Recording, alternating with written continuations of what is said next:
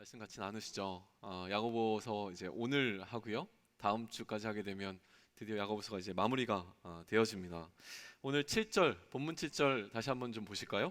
우리 본문 7절 함께 읽으면 좋겠습니다. 7절을 좀 길게 설명할 거라서요. 7절 다시 한번 우리가 집중해서 주목해서 다시 한번 읽습니다. 자, 시작. 그러므로 형제들아 주께서 강림하시기까지 길이 참으라. 보라 농부가 땅에서 나는 귀한 열매를 바라고 길이 참아 이른 비와 늦은 비를 기다리나니. 하나님의 말씀입니다. 오늘 이 본문을 통해서 야고보가 우리에게 주고 있는 권면은 굉장히 많이 선명하고 분명합니다. 그것은 무엇이냐면 길이 참으라라고 하는 거예요. 길이 참으라. 이게 야고보가 우리에게 주고 있는, 이 본문을 통해서 주고 있는 권면이라고 하는 것이죠. 참으라, be patient라고 잘 알려져 있는 참으라라고 하는 말, 뭐 이렇게 어려운 이야기는 아닐 것 같습니다. 인내하라, 참으라, 이런 얘기도 얼마나 많이 들어오면서 우리가 지금까지 왔습니까? 참는 것은 알겠는데요. 길이 참는 것은 무엇입니까? 길이 참는 것. 길이 참는 것. 문득 그냥 궁금했어요. 길이 참는 게 무엇일까? 애국가에 나오잖아요. 길이 보전하세. 알고 계셨습니까? 이 길이와 같은 길이입니다. 찬송가에도 나옵니다. 뭐라고 나오죠? 오늘 88장에 나왔었는데 그 가사 기억이 안 나고 이게 기억나네요. 길이 살겠네 나 길이 살겠네, 이런 찬양이 있어요. 잘 모르시죠? 찬송가에 나와 있는 거고요. 오늘 2, 3부에 드렸던 예배에서 88장에 뭐 길이 이렇게 나오는데 왜 갑자기 기억이 안 나죠? 아무튼 그래요.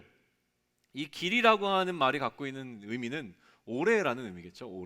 오래라는 의미를 담고 있습니다. 그러니까 길이 참으라라고 지금 야고보가 우리에게 권면을 준다는 것을 조금 더 우리에게 익숙한 용어로 한다면 오래 참으라라고 받아들이면 됩니다. 오래 참으라. 단어에는요, 그 단어가 갖고 있는 뉘앙스라고 하는 게 있어요. 같은 단어이지만, 같은 뜻을 갖고 있지만 어느 단어를 사용하느냐가 그 뉘앙스를 밝히고 있죠. 예를 들면 이런 게 있을 것 같아요. 습관이라고 하는 단어가 있을 수 있고요, 버릇이라고 하는 단어가 있을 수 있습니다. 습관과 버릇은 어떻게 보면 같은 거를 지칭하는 것처럼 보입니다. 그런데 어느 것이 좀 더 부정적인 의미를 담고 있습니까? 습관과 버릇 중에서 아무래도 버릇일 거예요.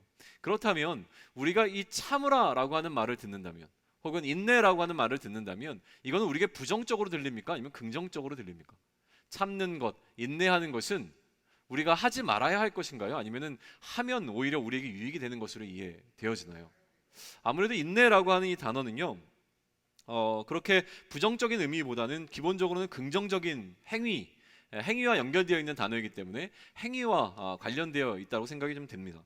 참는 것은 아무래도 좋은 미덕 가운데 하나로 우리가 인정되어져 있는 것이죠. 때로 참는 것이 미련해 보이기도 합니다. 실제로 참았기 때문에 안타까운 일을 경험한 것들도 우리가 얼마 전에 다 알고 있는 내용입니다. 그런데 일반적으로 참는 것은 긍정적인 의미를 갖고 있는 것은 분명한 것 같아요. 참 뭐라 그럴까요? 단순해 보이는 겉면입니다. 길이 참아라, 오래 참아라, 어렵지 않은 겉면처럼 느껴집니다. 하지만 이 단순해 보이는 겉면은요, 우리에게 필연적으로 세 가지 죄송해요. 갑자기 어제 리더 모임이 생각이 나가지고 제가 이제 무슨 얘기를 했냐면, 우리 주보에 보게 되면 요 앞에 구멍을 뚫어놓은 설교를 요약할 수 있게 말씀 나누기 해가지고 해놓은 게 있어요. 제가 이거를 하면서 사실은 시간이 조금 더 걸려서 약간 짜증이 났어요. 도대체 내가 이걸 왜 하고 있는 거라는 생각이 든 거죠. 왜냐하면 아무도 펜을 들고 이걸 쓰는 것 같지 않다라고 하는 느낌이 확 들어왔거든요. 네, 맞아요. 그런데 그랬더니 몇몇 리더들이 저에게 반기를 들었어요. 아닙니다, 목사님, 쓰는 사람이 있습니다. 그래서 오늘 이제 갑자기 제가 자꾸 주목해서 보는 거예요. 누가 쓰고 있지 보는 거예요 지금. 나중에 리더들 만나면 얘기하려고. 몇 명 쓰고 있다. 네, 쓸 수 있게끔 만들어 놓은 겁니다. 어쨌든 뭐 쓰든 안 쓰든 그거는 본인들이 결정한 물질이지만 아무래도 도움이 되는 사람들에게 조금이라도 유익이 되라고 준비해 놓았습니다. 활용하시면 좋을 것 같고요. 자, 이 겉면이라고 하는 것, 우리에게 주어진 겉면은 길이 참아라, 오래 참아라라고 하는 겉면인데, 이 겉면을 들을 때는 그래 오래 참으면 되겠지라는 생각을 하는데요. 사실은 그렇게 단순한 겉면이 아닙니다. 이 겉면을 듣는 순간 우리 마음 가운데 세 가지 궁금한 게 들어와야 됩니다. 이게 일반적이어야 해요. 자, 오래 참으십시오 라고 제가 여러분에게 얘기했습니다. 그럼 여러분이 저에게 첫 번째 던지는 질문은 뭐겠습니까? 여러분들, 우리 오래 참읍시다 라고 하게 되면 무슨 생각이 들까요? 도대체 뭘 참으면 됩니까? 대상이 있어야 되는 거죠. 뭘 참는 거죠? 참으라고 얘기하지 말고 무엇을 참아야 되는지를 얘기하셔야죠 라고 하는 이야기를 할 거예요. 두 번째는 무엇이겠습니까? 참으라고 하는데 도대체 우리는 왜 참아야 되는 거죠? 이런 질문이 올 거예요. 안 참으면 안 됩니까? 라는 생각이 드는 게 일반적이에요. 마지막으로는 뭐겠습니까? 참는데 도대체 언제까지 참으면 될까요? 라고 하는 거죠. 참는 것에 있어서 기간의 문제입니다. 첫 번째는 무엇이었습니까? 무엇을 참아야 하는지에 대한 대상에 관한 질문이 떠오를 수 있고요. 또 한 가지는 왜 참아야 하는지에 대한 이유에 관한 문제. 마지막은 무엇입니까? 그럼 우리가 언제까지 이 참는 행위를 해야 하는가라고 하는 기간의 문제가 담겨져 있습니다. 자, 오늘 이 7절이죠. 7절을 다시 한번 우리 좀 살펴볼까요? 7절 다시 한번 그 전반부만 보십시오. 어떻게 기록되어 있습니까? 그러므로 형제들아 주께서 강림하시기까지 길이 참으라 라고 되어 있습니다. 자, 그러면 우리가 질문하는 이 세 가지 질문 가운데서 야고보가 보다 주목하고 있는 질문은 무엇입니까? 무엇을 참으라고 이야기하고 있나요? 아니면 왜 참으라고 이야기하고 있나요? 아니면 언제까지 참으라고 이야기하고 있나요? 네, 마지막이죠. 언제까지 참으라고 이야기하고 있어요. 지금 야고보는 언제까지 참으라고 이야기하고 있습니까? 주께서 강림하실 때까지. 무슨 얘기입니까? 주님이 다시 오시는 그날까지. 지금 주님은 이 땅에 계시다가 잠시 하나님 곁으로 올라가 계신 상황인데 다시 오실 것을 약속하셨잖아요. 그러니까 다시 오시는 그때까지 우리가 어떻게 하라는 거예요? 오래 참으라 라고 이야기하면서 지금 야고보가 강조하고 있는 것은 무엇이냐면 기간입니다. 언제까지 참아야 하는가?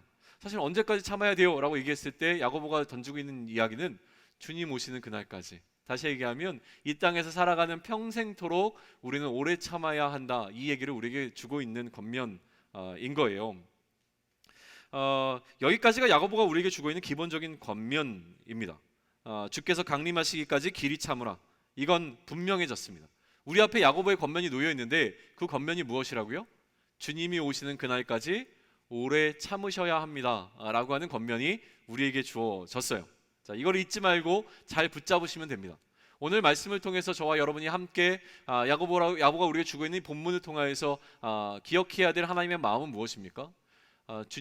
예수님께서 다시 오시는 그날까지 우리가 오래 참아야 합니다. 이거 하나 붙잡고 나아가면 되는 겁니다. 사실은 남은 시간 동안 제가 이제 무슨 이야기를 해야 되냐면 우리의 실질적인 씨름은 이 권면이 무엇인가를 모르는 게 아니라는 거예요. 너무나 분명하고 선명하게 야고보가 우리에게 무엇을 전하는지를 알고 있음에도 불구하고 이것이 우리의 삶 가운데 그대로 적용이 안 되는 이 문제라고 하는 거예요. 자, 우리가 이 권면을 받았습니다. 우리 공동체에게 주어진 야고보의 권면은 무엇입니까? 예수님이 오시는 그날까지 오래 참으셔야 해요 라고 하는 권면을 지금 받으셨어요. 그러면 여러분 마음속에 불같이 뜨거운 어떤 것이 들어옵니까? 그래야지. 지금부터 야고보가 나에게 이러한 권면을 주었으니 나는 이제부터 뭘 하겠다? 주님 오시는 그날까지 참을 거야. 꾹 참을 거야. 이렇게 해결이 안 된단 말이에요. 그러니까 무슨 말인지는 알겠는데 정확하게 무엇인지가 우리 마음 가운데 들어오지 않기 때문에 이게 우리 삶에 그대로 적용이 안 되는 부분들이 참 많아요. 그 이야기를 좀 하고자 하는 거예요. 우리가 사실은 아까 이 7절 전반부를 살피면서 슬쩍 넘어간 부분이 있었습니다.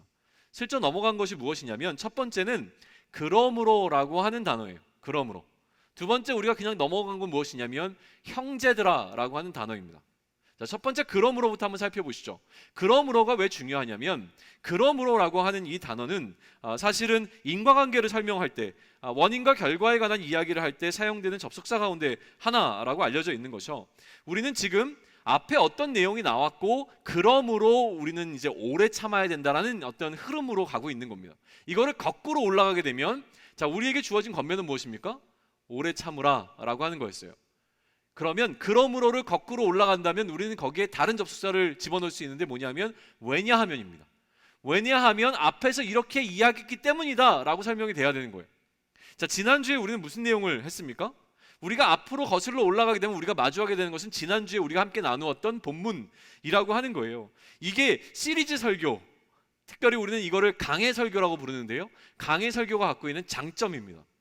시리즈로 계속 우리가 연속된 고민선상에서 연속성상에서 고민을 할 수 있는 거예요.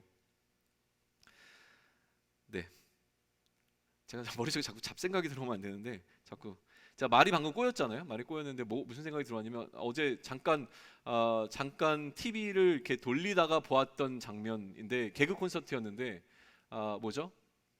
모히또 가서 몰디브 한잔 해야지. 모르시는군요. 죄송합니다.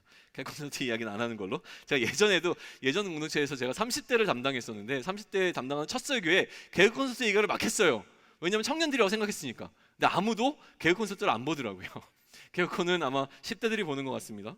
지금 민망해서 얼굴이 빨개지려고 하는 것 같은데 아무튼 그래요. 어디로 갔죠? 왜 이야기를 거꾸로 거슬러 올라가면 우리가 지금 인내해야 하는데 왜 인내해야 하는가라고 하는 이야기가 지난주 설교의 본문이었고, 지난주 설교에 관한 이야기를 통해서 우리는 사실 이런 어떤 연속성상에서 오늘 본문을 접하게 되는 것이 우리가 지금 하고 있는 시리즈 설교의 강점이다라는 겁니다. 그러니 자, 다음 주가 야고보서의 마지막 설교입니다. 그러니 여러분은 다음 주에 예배를 드리셔야겠습니까? 드리지 않으셔도 괜찮겠습니까? 예배는 드리시되 제가 전하는 이 설교를 들으셔야겠습니까? 듣지 말으셔야겠습니까? 들으셔야 합니다. 결말을 보셔야죠. 끝장을 보셔야죠. 그런데 다음 주에는 청년교회 헌신 예배로 드립니다. 그래서 4부 예배도 물론 드리지만 3부 예배 때 우리가 다 같이 지금 여기 이 자리에서 장년분들과 함께 예배를 드립니다. 왜 우리가 청년들임에도 불구하고 청년 예배인 4부 예배가 아니라 3부 예배를 드리는가라고 하는 거에 있어서 좀 궁금하실 수 있을 것 같아서 간단하게 설명할게요.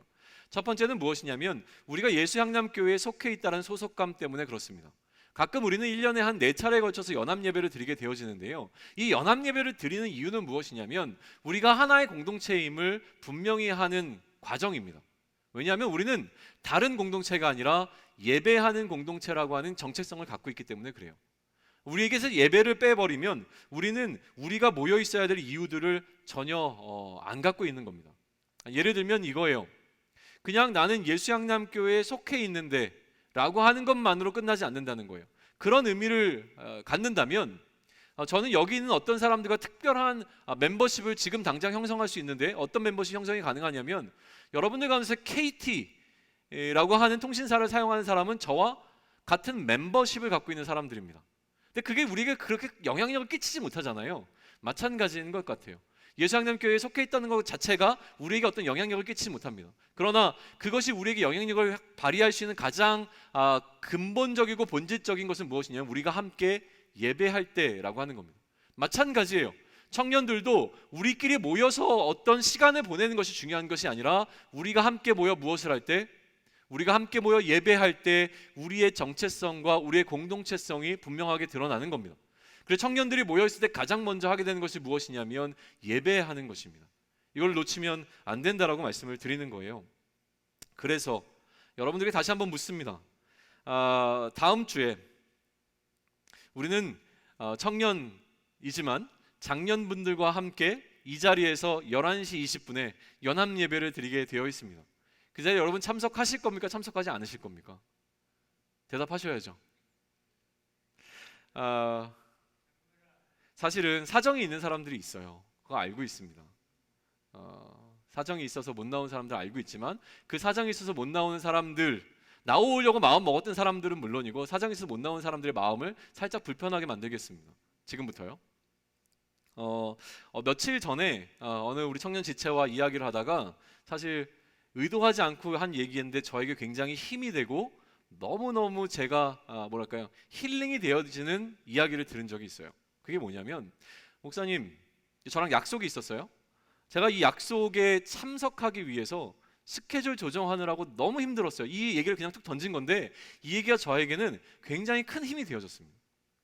또 제 아내가 있기 때문에 지금 이 얘기를 하는 게 약간 조심스러운데 그냥 옛날 얘기니까 할게요. 벌써 그래도 꽤 오래된 얘기예요. 제가 대학생 시절입니다. 군대 갔다가 복학한 시절. 제 아내를 만나기도 훨씬 전이니까 괜찮을 것 같아요. 혹시 근데 약간 좀 두렵긴 해요. 이제 왜 두려운지 얘기를 들으시면 알 텐데 제가 약간 바람기가 있었습니다. 사실은. 지금은 이 외모로 저를 판단하지 마세요. 대학교 다닐 때 그래도 나름 괜찮은 외모와 괜찮은 되게 민망하네요. 오늘 왜 이러죠?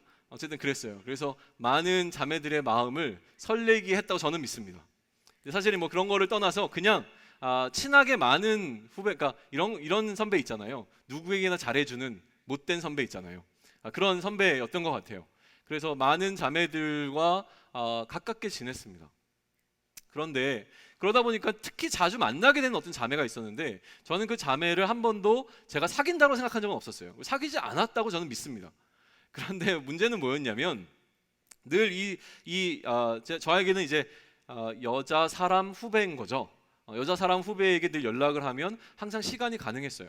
그래서 그 친구만 따로 만나기도 하고, 몇몇 시간이 되는 사람끼리 같이 만나서 식사도 하고, 늘 좋은 시간도 보냈습니다. 영화를 보기로 가기도 하고, 뭐 이런 시간들을 보냈어요. 그런데 어느 날 이 자매에게서 뜬금없는 이야기를 전 듣습니다. 무슨 얘기냐면, 이제 그만하겠다는 얘기를 듣는 거죠. 뭐였냐면, 저는 이 자매를 그냥 후배로 봤는데, 이 자매는 저를 선배로 보지 않았던 거죠. 뭐냐면 이성적으로 사실은 대했던 거예요. 그러다 보니까 나중에 자신의 마음을 정리한다고 저에게 얘기하면서 무슨 얘기를 했었냐면, 내가 늘 시간이 많았기 때문에 당신을 만난 게 아니라는 거죠. 연락이 오면 약속이 있었던 거를 취소하고 만났던 거였다라는 이야기를 해요. 나중에 이 얘기를 들었을 때 제 마음속에 너무너무 미안한 마음이 들었습니다. 그랬구나. 그걸 난 늘 전화하면 그냥 전화를 받고 또 나오니까 약속이 없는 한가한 친구라고 생각했는지 모르겠어요. 그러나 나름대로 스케줄이 있었고 바쁜 상황이 있었음에도 불구하고 내가 전화를 했기 때문에 만나자고 했을 때 흔쾌히 그 약속을 수락했던 그 상황에 대한 이야기를 듣고 지금도 마음이 많이 미안합니다. 그런데 얼마 전에 만났던 그 지체가 이 약속을 지키기 위해서 나의 많은 스케줄들을 조정했어요라고 하는 이야기를 듣는 순간 이 기억이 저에게 다시 떠올랐고요. 그러면서 제가 느끼게 되는 게 있습니다. 뭐냐면, 나도 스케줄을 조정해야 되겠구나라고 하는 거였습니다. 여러분들과의 어떤 만남 혹은 공동체와의 어떤 일들을 진행하기 위해서 나에게 너무 분주하고 바쁘게 느껴지는 많은 것들이 있는데, 그 스케줄을 조정해서라도 그러한 만남들, 필요한 사람들을 만나가는 과정들이 너무나 필요하겠다라는 개인적인 어떤 마음들이 좀 들어왔어요. 근데 이 스케줄이라고 하는 것은 여러분들 알겠지만 무엇이 주도하냐면 우선순위가 주도합니다. 우선순위. 그렇죠? 만약 지금 당장 우리가 이렇게 예배를 드리고 있지만 혹시라도 우리에게 무언가 굉장히 안 좋은 소식, 긴박하고 급한 소식이 전해졌을 때 우리가 어떻게 행동할 것인가라고 하는 것은 이 예배를 드리는 것과 그 급한 소식과의 두 가지에 있어서 어느 것을 우선순위에 올려놓을 것인가에 따라서 결정이 되는 것은 분명합니다. 이해되시죠? 그래서 사실은 담임 목사님이 지금 연구월 가운데 있는데 좀 돌아오시면 청년 사역에 대한 이야기를 다시 한번 좀 나누려고 합니다. 그런데 저는요, 제가 그렇게 하는 것뿐만이 아니라 여러분들이 그렇게 스케줄을 조정해 나갈 수 있으면 어떨까라는 소망이 좀 생깁니다. 삶이 바쁜 거 알고 있습니다. 그런데요, 이렇게 말할 수 있으면 좋겠습니다. 이렇게 말할 수 있기를 정말 너무너무 소망해요. 한번 따라해 보실래요? 제가 여기 적어 갖고 왔는데 한번 따라해 보세요. 어떻게 하지? 한번 따라해 주세요. 괜찮아요. 제가 뭐 이렇게 사기꾼 아니니까 따라해 주셔도 돼요. 자, 따라해 봅시다. 어떡하지? 이번 주에 청년교회에서 3부 예배 때 헌신 예배를 드린대. 그래서 약속 못 지킬 것 같아. 미안해. 잘하셨습니다. 한번 해보니까 그리 어렵지 않죠? 이거 하셔야 됩니다. 네, 어려울 거라는 거 알아요. 그런데 이거 한마디 할 수 있는 용기가 여러분들 마음 가운데 있었으면 좋겠습니다. 이 말 속에 담겨있는 공동체를 향한 마음이 무엇인지 아시겠습니까? 저는요, 우리 공동체가 그런 공동체가 되었으면 좋겠어요. 그저 그런 공동체가 아니라 나에게 있어서 어떠한 우선순위를 갖고 있는가가 분명하고 선명한 공동체가 되기를 소망합니다. 본론으로 들어갑니다. 그러니까 그러므로라고 하는 것은 지난주 우리가 나누었던 설교를 이야기하는데, 말씀을 이야기하는데, 지난주에는 어떻게 마무리가 되었습니까? 기억하십니까? 부한자에게 주었던 메시지였는데요, 마지막은 이 부한자들에게 생명을 이루는 상황 가운데 놓였던 의인들이 이 부한자들을 향하여서 대항하지 않았다는 것으로 마쳤습니다. 그런데 히브리서에서 우리가 무엇을 살펴봤습니까? 히브리서는 우리로 하여금 대항하라고 이야기합니다. 이 두 가지 긴장관계 속에서 우리가 발견하게 됐던 것은 무엇입니까? 우리가 대항해야 될 것은 우리를 힘들게 하는 원수와 같은 상황이나 원수가 아니라 무엇이라고요? 우리 마음 가운데 들어와 있는 죄성, 죄와 싸워야 된다라고 하는 것이 히브리서가 우리에게 주고 있는, 또 히브리서와 야고보서를 같이 놓고 보았을 때 우리가 깨닫게 되는 상황이었다고 하는 겁니다. 죄와 싸우는 데 있어서 우리는 피 흘리기까지 대항하지 않았다라고 하는 것이 히브리서의 이야기입니다. 우리가 오늘 또 히브리서를 같이 살펴보게 될 텐데요. 아무튼 그렇습니다. 그러니 우리가 싸울 대상은 상황과 사람이 아니라 무엇이라고요? 죄라고 하는 사실을 우리는 분명히 했었습니다. 오늘 본문에서는 이처럼 상황과 나를 힘들게 하는 상황이나 나를 힘들게 하는 어떤 사람들이 아니라 지금 내 안에서 이러한 상황들로 말미암아 일어나고 있는 분노 혹은 그 어떤 죄성과 싸우는 것, 이 싸움을 무엇이라고 표현하고 있는 거냐면 이것이 바로 인내하는 것이다 라고 설명하는 겁니다. 내 마음속에 분노가 일어날 때, 내 마음속에 화가 일어날 때 이것과 싸우는 행위가 바로 인내하는 것이다, 오래 참는 것이다 라고 설명하고 있는 게 지난주와 오늘을 연결짓는 연결고리가 되어집니다. 그러니 부한자들의 횡포에 그들이 죽이는 행위, 우리의 생명을 앗아가려고 할지라도 대항하지 말고 참으라고 하는 것입니다. 그래서 오늘 본문에서는 야고보가 권면을 주고 있는 대상이 바뀝니다. 지난주에는 누구였습니까? 들으라 부한자들아. 오늘 본문은 누구입니까? 그러므로 형제들아입니다. 우리 형제들이라고 하는, 우리 예수양남 청년교회의 형제들이라고 하는 우리들은 누구입니까? 그런 의미에서 의인들이어야 합니다. 부한자들이 아니라 의인이라고 하는 배경 속에서 이야기가 등장한 것이죠. 길이 참아야 한다는 것은 이러한 배경 속에서 설명이 나오게 된 겁니다.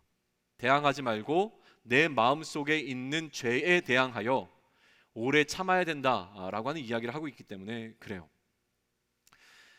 그런데 길이 참는다는 것은 처음부터 사실은 힘든 일입니다. 처음부터 잘 안 되는 일이었던 거예요. 처음부터 잘 되는 것이었다면, 우리가 모두 길이 잘 참을 수 있는 능력자였다면 이런 권면이 필요가 없었을 겁니다. 그러니까 지금 야고보는 우리에게 길이 참아야 됩니다, 오래 참아야 됩니다, 오래 참으셔야 해요 라고 권면을 주면서 여기에 조금 더 추가적인 설명을 붙이고 있어요. 그 추가적인 설명이 무엇인지 다음 절로 넘어가면 보이는데요. 그 추가적인 설명이 무엇입니까? 마음을 굳건하게 하라는 거예요. 자, 우리가 오래 참아야 되는데 오래 참기 위해서 우리가 해야 될 것이 무엇이냐면 우리의 마음을 굳건히 해야 한다라고 하는 것이죠. 인내하는 과정에서 가장 힘든 것은 무엇이냐면 우리의 마음이기 때문에 그래요. 우리의 마음이 가장 힘듭니다. 마음은 흔들립니다. 마음은 흔들리는 흔들리는 속성을 갖고 있기 때문에 이 마음이 흔들릴 때 우리는 어렵습니다. 마음은 우리로 하여금 인내할 수 없도록 흔들리게 만들죠. 예를 들어서 결혼 얘기를 할게요. 결혼을 하자고 이야기한 어떤 사람이 있는데 그런데 시간이 계속 사귐이 몇 년이 지나가도 구체적으로 언제 어떻게 결혼할 것인가가 선명해지지 않습니다. 그러니 마음속에 그때부터 뭐가 일어나기 시작합니까? 과연 결혼할 수 있을까? 결혼하고자 하는 거 맞아? 나를 사랑하는 거 맞아? 이런 식의 어떤 마음의 흔들림들이 생겨나는 것이 너무나 당연할 거예요. 초대 그리스도인들이 갖고 있었던 가장 큰 어려움은 바로 이거였습니다. 예수 그리스도의 신부가 된 공동체가 되어졌습니다. 그래서 신랑이 다시 오시겠다고 약속했습니다. 그런데 아무리 기다려도 예수님께서는 다시 오실 기미가 보이지 않는 겁니다. 예수님께서 하나님 나라로, 하나님 곁으로 올라가실 때 구름 타고 올라가시면서 너희가 본 이대로 내가 다시 올 것이다 라고 했기 때문에 구름 모양이 조금만 이상해져도 예수님이 다시 오시는 거 아닌가라는 기대감을 갖고 있었지만 예수님은 며칠이 지나도, 몇 달이 지나도, 몇 년이 지나도 오시지 않습니다. 우리 가운데 몇 사람이 그들의 생명을 다하고 이 땅에서 삶을 다 끝내는 그 지점까지 예수님이 오시지 않습니다. 그러니 이제부터 불안해지기 시작하는 겁니다. 내가 죽기 전에 예수님은 과연 오실 것인가? 예수님 안 오시는 거 아니야? 라는 생각이 들어옵니다. 그러니 그때부터 우리의 신앙은 다른 쪽을 향하게 되어집니다. 구약에서 우리가 어떤 사건을 알고 있습니까?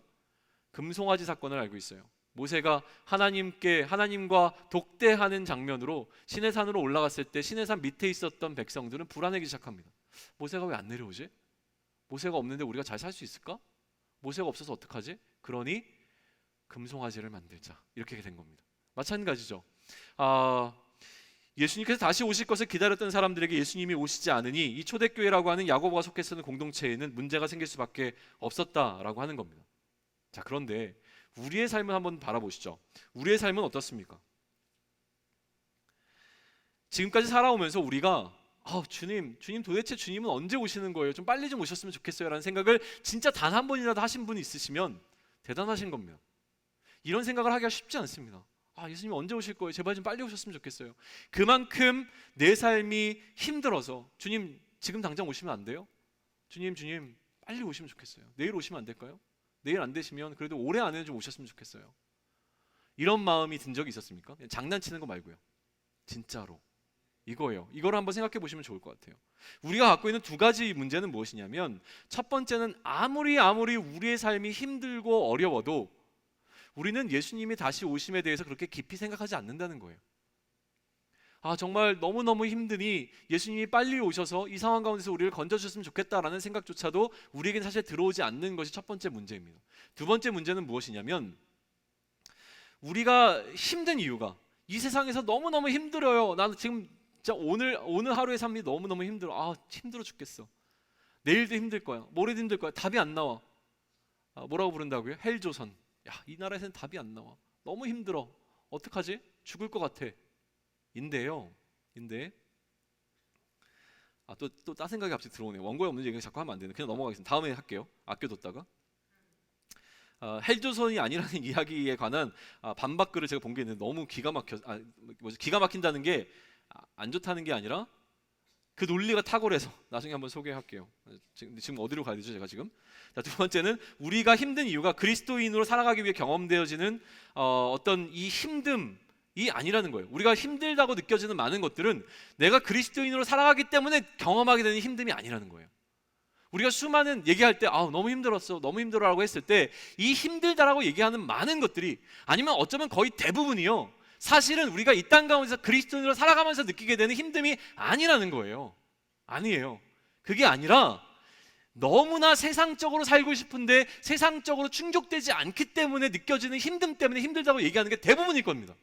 한번 오늘 집에 가서 곰곰이 한번 생각해 보세요. 내가 지금 힘들다고 얘기하는 힘든 상황은요, 뭐냐면 내가 더 잘 나가고 싶은데 잘 나가지 못하니까 힘든 거예요.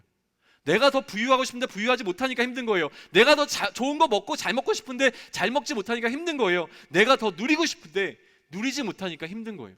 대부분 우리가 느끼는 힘듦은 그런 것들입니다. 정말로 내가 예수 그리스도의 사람으로 그리스도인으로 살아가면서 느끼는 힘듦 때문에 나에게 고난이 찾아온다면 우리는 당연히 누구를 찾습니까? 하나님을 찾을 수밖에 없고 예수님의 다시 오심을 고대할 수밖에 없습니다. 그런데 그러한 고난과 그러한 어려움이 아니라 현실적으로 이 세상과 너무나 똑같이 살고 싶고 이 세상에서 무엇인가를 이루고 싶은 마음 때문에 힘드니 우리는 어디에 찾습니까? 세상 가운데서 해법을 찾고자 노력하는 겁니다. 세상의 방식으로 이렇게 채워진 어떤 사람들의 이야기에 귀 기울이기 시작하는 것이 우리의 삶의 본질적인 문제라고 하는 거예요. 야고보가 인내하라고 이야기하고 있는, 인내하라고 권면하고 있는 대상은 그리스도인들입니다. 그리스도인이라는 정체성을 갖기 위해서는요, 우리가 예수를 그리스도로 인정하는 자들이라고 하는 것에서 출발해야 하는 것이 마땅합니다. 예수를 그리스도로 인정한다는 것은 예수님을 나의 삶의 주인으로, 왕으로, 선지자로, 제사장으로 인정한다라고 하는 것에서 그 본질적인 의미가 발생하는 겁니다. 예수님을 그리스도로 인정한다는 것, 예수님을 왕으로 인정한다는 것은 내 삶의 모든 것을 예수님께서 통치하실 수 있도록 온전하게 내어드림이 그 이야기 가운데 포함되어 있다라고 하는 것입니다. 세상의 질서를 따르지 않고 그리스도의 질서를 따라 세상을 그리스도인으로 살아가고자 하는 사람들이 바로 우리입니다. 그런데 세상의 질서를 따르지 않고 그리스도의 질서를 따라 세상을 그리스도인으로 살아가는 삶은 평안할 수가 없습니다. 이건 마치 외국인이 남의 나라 가서 느끼는 불편함과 같은 불편함들이 항상 있어야 합니다. 그러니 이 땅 가운데서 그리스도인으로 살아간다라고 하는 것은 우리에게 불편함이 찾아와야 하는 것입니다.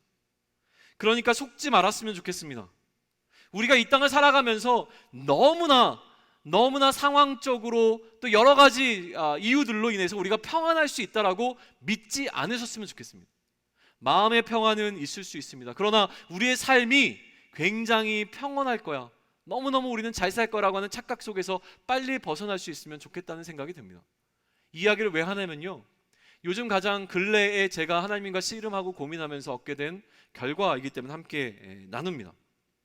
가장 따끈따끈한 하나님의 마음인 것 같아요. 저에게 주신.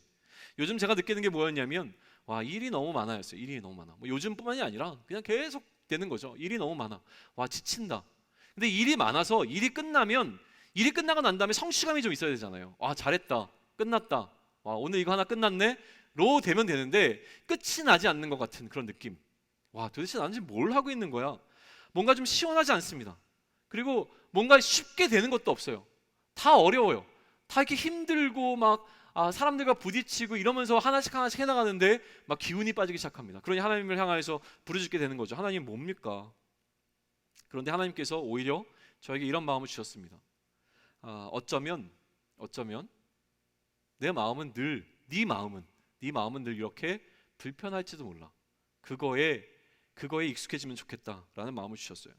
오히려 너의 마음이 지금과 같지 않고 평안하다면 더 찬찬히 너의 마음을 살피면 좋겠다라는 생각을 주셨습니다. 왜냐하면 네가 너무나 그리스도인답게 살지 않기 때문에, 그렇기 때문에 너의 마음 가운데 세상과 익숙해서 세상이 너에게 더 이상 주지 않는 그 고난 때문에, 세상과 어우러진 평안함 때문에 네가 평안하다면 오히려 너의 마음을 살펴야 되는 거 아니겠니? 네가 평안하다고 느낄 때 오히려 너의 삶이 너무나 세상적으로 흘러가고 있지 않은지에 대해서 한번 살펴봐라, 이런 마음을 저에게 주셨어요. 그리고 저는 뭐라고 답했습니까? 네, 그렇게 할게요 라고 말씀을 드린 게 전부입니다. 그런데 이렇게 답변하고 나서도 여전히 제 마음 가운데 불편한 것은 무엇이냐면 기간입니다. 하나님, 도대체 언제까지요? 근데 도대체 언제까지 이렇게 하면 됩니까? 라는 생각이 들어온 것이죠. 야, 얼마나 도대체 더 이렇게 힘들게 살아야 되는 거야? 라는 겁니다. 그래서 추가되어지는 위로의 말을 야고보는 하고 있는 겁니다. 이런 마음이 들 때 야고보는 우리에게 무엇이라고 얘기해 줍니까? 주의 강림이 가까우니라 라고 이야기합니다. 견뎌. 언제까지? 주님이 오시는 그날까지 견뎌. 그게 언젠데? 금방이야. 진짜로 금방이야. 가까웠어. 이 얘기하는 겁니다. 그러니까 버텨야 된다. 자, 우리가 버틸 수 있는 일을 한번 생각해 보세요. 그 기간이 짧을수록 버티기가 쉽습니다. 일단 그 기간이 금방 올 거라고 하는 생각이 있으면 버티기가 쉬워요. 이번 학기 잘 버티시고 이제 방학에 들어간 우리 대학생들이 있을 텐데 어떻게 버티셨습니까? 방학이 있기에 버틸 수 있는 거 아닙니까? 학기가 끝나지 않을 것 같으면 버틸 수 있을까요? 직장 생활하는 사람들 가운데 공감할 수 있는 여러 가지 이유들이 있을 텐데, 휴가가 우리에게 어떤 의미가 있습니까? 1년을 버티는 이유 가운데 휴가가 우리에게 주는 의미가 좀 있을 겁니다. 혹은 1년이 지나면 우리에게 나오는 퇴직금이 우리가 1년을 그래도 이 악몽을 버틸 수 있는, 이렇게 얘기하면 안 되나요? 어쨌든 그렇습니다. 1년만 지나봐라 이 마음으로 내 마음속에 이미 써놓은 사직서를 만지작거리는 순간이 얼마나 많았습니까? 뭐 이런 것들이죠. 프로젝트의 의미도 있습니다. 야, 이런 프로젝트만 끝나면 좀 나아질 거야. 야, 이 프로젝트만 끝나게 되면 조금 숨은 쉴 수 있을 것 같아. 이 얘기 많이 하잖아요. 뭔가 기간이 있다고 하는 것은 그런 의미에서 굉장히 우리에게 희망이 되어집니다. 기본적으로 너무 힘들 때 희망이 되는 말은 괜찮아, 금방 끝날 거야 입니다. 금방. 어린 시절에 늘 물었던 질문이 있어요. 요즘 저희 아이들이 저에게 물어요. 차 타고 가다 보면 언제 도착해? 그러면 늘 돌아오는 답변은 무엇입니까? 다 왔어. 우리 부모님 하시는 말씀, 다 왔어. 근데 아직도야. 얼마나 더 가야 되는데, 다 왔다며. 온 만큼만 더 가면 돼. 뭐 이런 얘기로 계속 뭐 마음을 위로했던 생각들이 있습니다. 다 되었어 라는 이야기. 중국집에 전화해도 다 됐습니다. 곧 갑니다. 뭐 이런 답변들 오잖아요. 그런데 이렇게 우리가 설득당하다가도 어느 순간 설득되지 않는 어떤 순간이 옵니다. 지점이 오죠. 인내할 수 없는 순간에 우리 마음 가운데 찾아오는 것은 무엇입니까? 원망입니다. 원망. 와, 이럴 수 있을까? 인내에 실패했을 때 나타나는 증상이 바로 원망이라고 하는 것이죠. 원망이 생기는 이유는 무엇이냐면 힘들기 때문에 그래요. 힘드니까 원망이 일어나는 것이죠. 이 원망하는 마음을 오늘 야고보는 우리에게 죄라고 이야기하고 있습니다. 마음으로 얼마나 많은 죄를 짓는지 우리는 알지 않습니까? 근데 어느 순간 이 원망이 우리 입 밖으로 나오기 시작합니다. 그래서 오늘 본문은 이 원망 가운데 서로 원망하고 있는 것에 관해서 이야기하고 있습니다. 서로 원망하고 있는 것. 서로 원망한다는 것은 무엇을 의미할까요? 서로 이 상황에 대해서 그 탓을 다른 사람에게로 돌리고 있는 겁니다. 나로부터 비롯된 것이 아니라 다른 사람을 탓하고 있다라고 하는 것이죠. 책임을 회피하기 위한 방법이기도 합니다. 그러므로 야고보가 말하는 인내함의 궁극적인 목적은 무엇이냐면 내 안에 타인을 원망하는 마음이 일어나지 않을 수 있도록 싸우라는 거예요. 그게 바로 인내라는 것이죠. 무엇이라고요? 야고보가 얘기하는 길이 참아야 하는 것, 오래 참아야 하는 것은 무엇입니까? 내 마음 가운데 다른 사람을 탓하고 다른 사람을 원망하는 마음이 일어나지 않을 수 있도록 견디는 것, 그것에 관한 이야기를 하고 있는 겁니다. 그런데 이러한 이해가 사실 새로운 이야기가 되지는 않아요. 솔까말 무슨 뜻인지 아십니까? 솔까말? 솔직히 까놓고 말해서 맞아요? 솔까말. 훨씬 더 이 야고보가 우리 주는 권면은 무엇이라고요? 예수님이 오시는 그날까지 견디고 인내해야 됩니다. 이 얘기를 우리에게 주는 권면이잖아요. 근데 사실 이거보다 우리의 삶을, 특히 청년의 삶을 더 도전하는 것은 이런 이야기보다 훨씬 더 감동적인 어떤 이야기들이에요. 그래서 제가 좀 찾아봤어요. 좀 격언들이 어떤 게 있을까? 이런 격언이 있습니다. 자, 인내함으로써 성사되는 일을 본 적은 있지만, 인내함으로써 성사되는 일은 본 적이 있지만 화를 내므로써 일이 이루어진 것을 본 적은 없다. 자, 이런 격언을 딱 들으면 무슨 생각이 듭니까? 아, 그렇지. 인내하면 일을 이루는데 화를 내면 항상 일이 깨지더라. 그러니까 화내지 말아야지. 오늘 프로젝트 회의가 있는데 거기 들어가서 나 절대로 화내지 말아야지. 이런 마음을 주면서 이게 우리의 삶에 어떤 영향을 미치는 말이 된다는 거예요. 인내란 단지 참고 있는 것을 뜻하지 않는다. 희망을 가지고 에너지를 저축해가는 삶의 방식이다. 동의하십니까? 뭔가 성경의 말씀보다 그래도 뭔가 현실적이고 의미가 있어져 보여요. 자, 다시 한번 비교합니다. 형제들아, 주의 강림하시기까지 길이 참으라. 이 말이 우리의 삶에 더 와닿습니까? 아니면 인내함으로 성사되는 일은 본 적이 있지만 화냄을 통하여서 일이 성사된 것은 본 적이 없습니다 라고 하는 것, 둘 중에 어느 게 훨씬 더 우리 마음 가운데 들어옵니까? 물론 성경이겠죠. 제가 결정적인 걸 하나 얘기할게요. 굉장히 매력적일 겁니다. 적으셔도 돼요. 인내는 우리를 숙성시키는 시간입니다. 멋있지 않아요? 인내는 우리를 숙성시키는 시간입니다. 인내라는 과정을 통해 우리는 삶의 깊이를 담아냅니다. 다시 읽어드릴까요? 적으셔요. 누가 한 말인지 아세요? 제가 한 말입니다. 저도 멋진 말을 만들어낼 수 있습니다. 그러나 우리 진겸이가 얘기한 것처럼 저는 제가 만들어놓은 어떠한 멋진 말보다 하나님의 말씀이 가장 멋지다고 믿기 때문에 말씀에 집중하려고 합니다. 우리가 모르고 있지 않은데 이 말이, 이처럼 우리가 주께서 오시는 그날까지 길이 참아야 된다는 이 말이 성경에 기록된 이유는 무엇이냐면 알면서도 우리가 행하지 못하기 때문에 그래요. 우리가 지금 계속 사실은 야고보서를 통해서 싸우고 있는 싸움은 무엇이냐면 이 말씀이 실제가 되게 하는 싸움을 싸우고 있는 거예요. 말씀이 내 삶으로 뚫고 들어와서 나를 사로잡는 영향력이 되어짐으로 말미암아 내 삶을 완전히 바꿔서 내 삶이 이 말씀처럼 이 말씀이 실제가 되어지는 삶이 되어지게 하는 것, 이게 지금 우리가 싸우고 있는 싸움이라고 하는 거예요. 이 싸움을 싸우는 우리를 향해서 제시되고 있는 실질적인 지침이 무엇이냐면 그것이 바로 본받으라 라는 겁니다. 본으로 삼으라 라고 하는 이야기를 하고 있는 거예요. 고난받는 이들 가운데 그 고난을 오래 참은 이들을 본받으라라고 이야기하고 있어요. 10절을 한번 보실까요? 우리 10절 한 목소리로 같이 읽으면 좋겠습니다. 10절 한 목소리 같이 있습니다. 시작.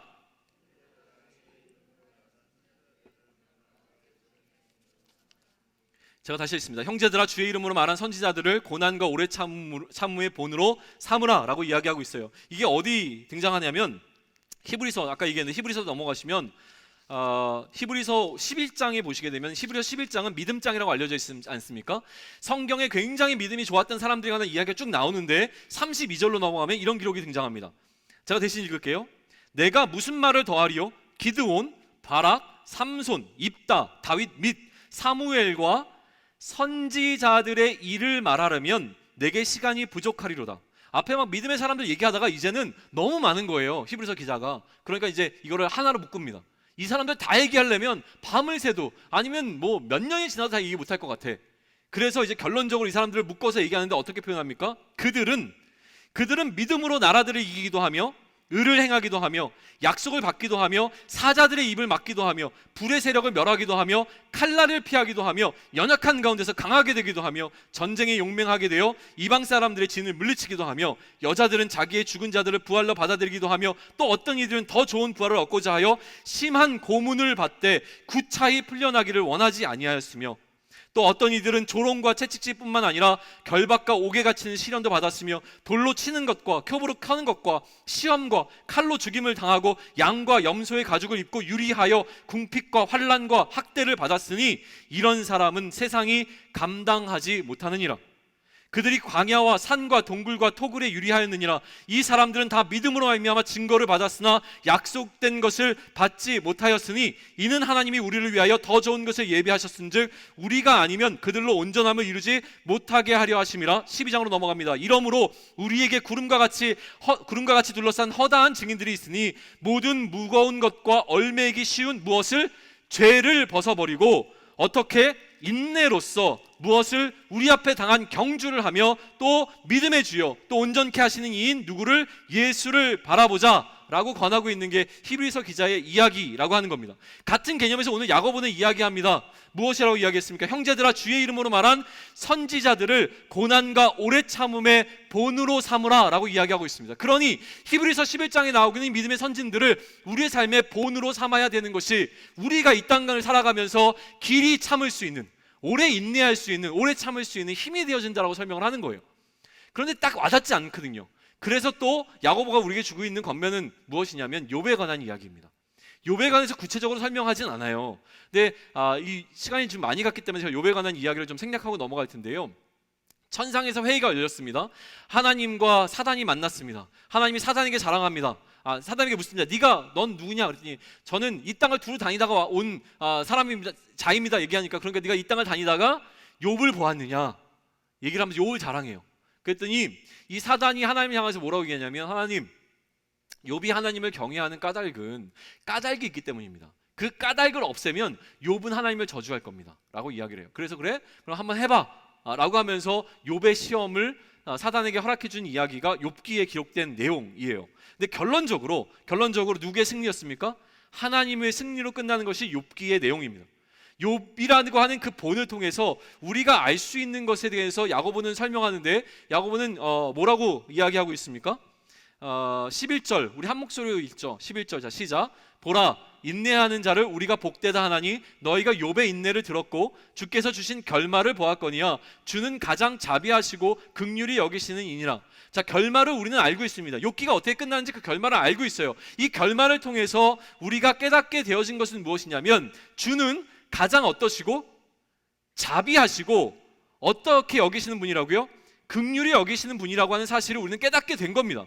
욥의 본을 통해서 이러한 결론에 도달할 수 있던 것은 무엇이냐면 그 욥에게 주께서 주신 결말을 우리가 알고 있기 때문이라고 하는 거예요.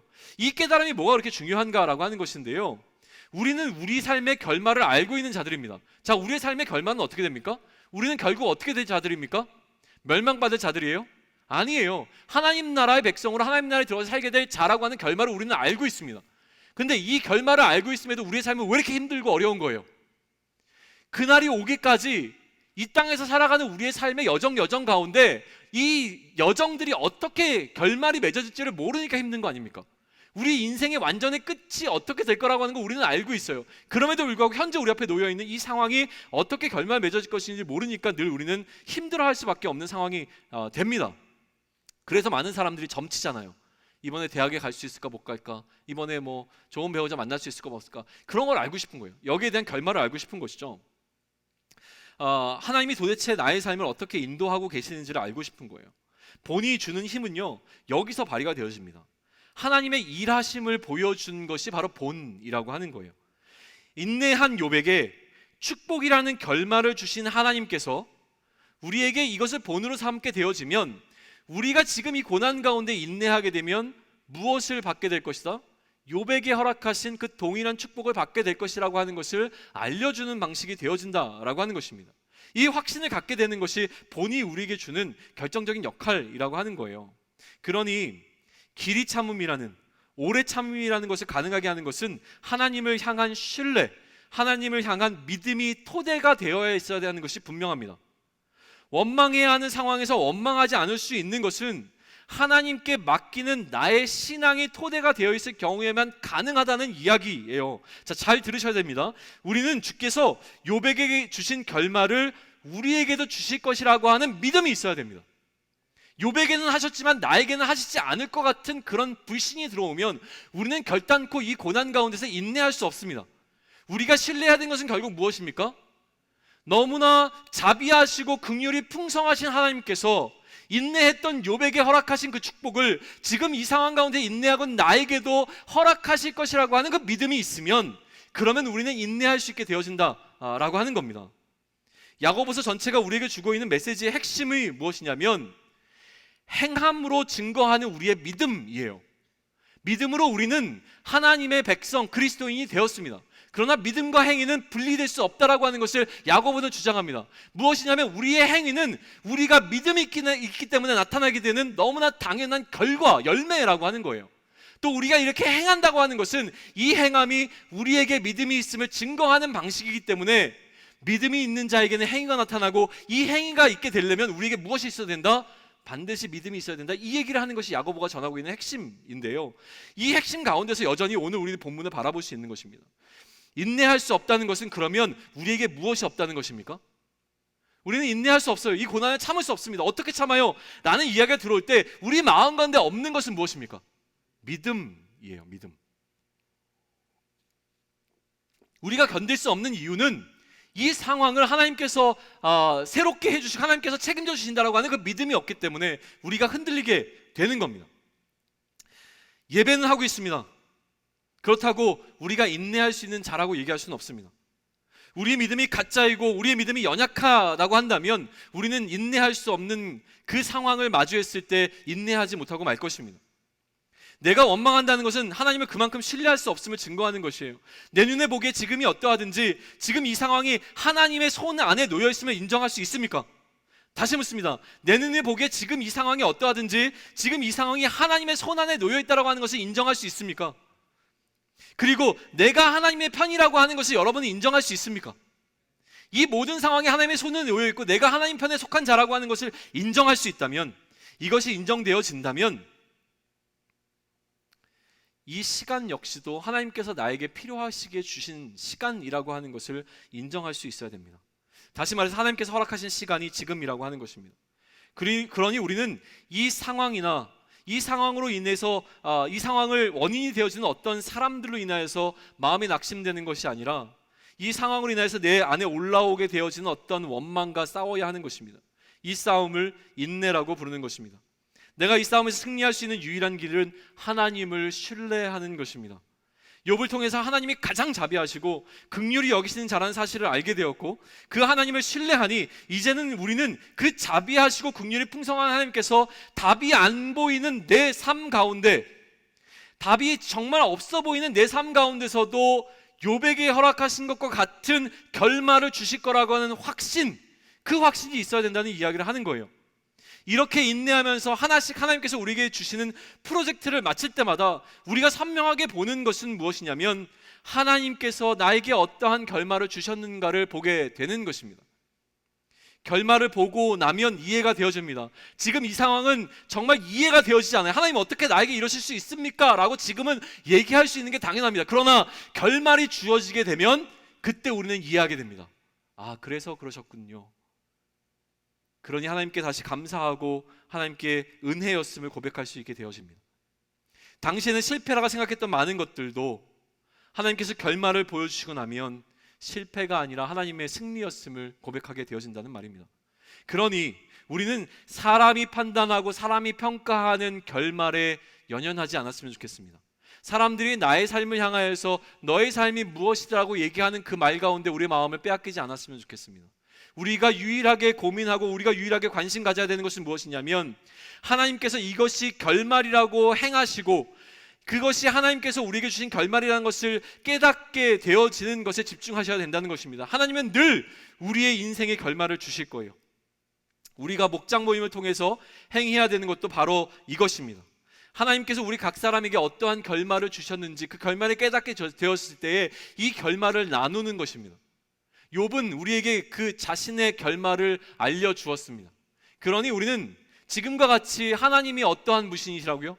하나님이 자비하신 분이고 긍휼하신 분이라고 하는 것을 깨닫게 되어진 겁니다. 목장 모임을 통해서 나의 삶 가운데 하나님께서 나의 삶에 어떠한 결말을 주셨는지, 사람들이 이야기하는 결말이 아니라 하나님께서 나에게 어떠한 결말을 주셨는지를 나누세요. 이 이야기를 나눌 때에 이 이야기는 어떻게 됩니까? 나에게 주어지는 본이 되어집니다. 내가 이야기하는 나의 삶의 결말이 다른 사람들에게는 본이 되어지는 겁니다. 그것이 우리에게 허락하신 공동체가 갖고 있는 유익이라고 하는 것입니다. 우리의 지체들을 통해서 하나님께서 주시는 결말이 무엇인가? 그 결말을 나누고 그 결말을 통해서 하나님을 알아가게 될 때에, 하나님이 얼마나 자비하신 분이시고 하나님이 얼마나 긍휼이 풍성하신 분이신지를 알게 됐을 때에 인내할 수 있었던 것처럼, 우리 공동체에 속해 있고 우리 목장에 속해 있는 그 어떤 사람에게 행하신 하나님 주께서 주신 결말에 관한 이야기가 풍성히 나눠지게 될 때에, 그때 우리는 하나님을 더 이해하게 될 것이고, 그 하나님에 대한 이해가 우리로 하여금 그냥 듣게 된 말씀으로 끝나는 것이 아니라 이 말씀이 우리의 마음 가운데 들어와 우리의 삶을 통해서 실제가 되어지는 것을 경험하게 될 것이라고 하는 것입니다. 그렇게 깨닫게 된 하나님에 대한 이해가 우리로 견디어 인내하게 되는 힘이 되었던 것처럼, 우리의 삶을 이끌어내는 힘을 우리의 목장 모임을 통해서, 그 목장 모임에서 나눠주게 되는 주께서 나에게 허락하신 결말을 통하여서 풍성히 나눠질 수 있기를 소망합니다. 우리 다 같이 좀 일어나실까요?